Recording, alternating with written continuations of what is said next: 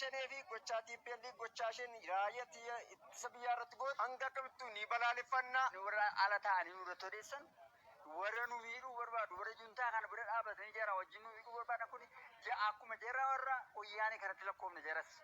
Kanaafuu jarri kun rabbiin sodaatan nurraa dhaabatan. Gocha wayyaaneen uummata nagaa irratti raawwachaa jirtu ni balaaleffanna.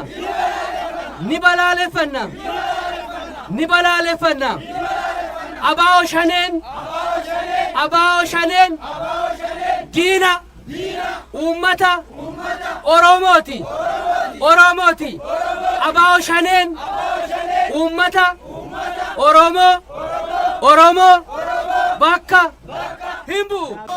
Tarkaanfii mootummaan federaalaa TPLF irratti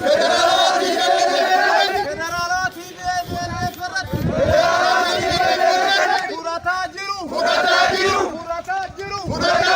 humnaa fi mallaqaanis